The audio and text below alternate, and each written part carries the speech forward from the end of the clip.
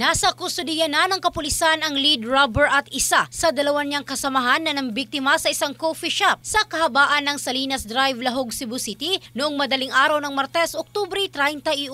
Ang pangunahing sospek na kinilalang si Arvin Malulot na nakita sa footage na nakasuot ng puting hoodie at nakatutok ng baril sa cashier ay naaresto ng mga elemento ng Mandawi City Police Office sa Barangay Sentro dakong alas 9 ng umaga ng Miyerkules, Nobyembre 1. Sinabi ni MCPO Deputy City Director for Administration at Spokesperson Police Lieutenant Colonel Franco Rodolfo Oriol na nahanap ng kanilang intelligence unit ang holdupper matapos silang makatanggap ng impormasyon mula sa mga concerned citizen at iilan sa mga kakilala ng sospek. Isinagawa ang pag-aresto sa pakikipagtulungan ng Police Station 4 ng Cebu City Police Office. Nang tanungin ng media si Malulot, tumanggi na itong magbigay ng pahayag, ngunit sinabi ni Oriol na inamin niya ang krimen sa police interrogation. Isa pang tulisan na kinilalang si Cyrus Janralios ang inaresto ng CCPO sa kanyang bahay sa Barangay Kamputaw alas 10:30 ng gabi ng Martes. Ayon sa mga investigador, si Ralios ay tila nagsilbing getaway driver ng grupo. Ninakawan ng tatlo ang coffee shop at isa sa mga customer nito. Ang isa pang hinihinalang holdupper na kinilalang si Giovanni Lagahit alias Banban ay nananatiling at large sa pagsulat ng balitang ito. Kung maaalala, nag-viral sa social media ang CCTV footage ng ginawang krimen ng tatlo. Ang bahaging ito ay hatid ng DriveMax Adult Herbal Capsule, lalaking laging umaangat in the heart of changing lives. Ito si Michelle Craste ng Brigada News Philippines, The Music and News Authority.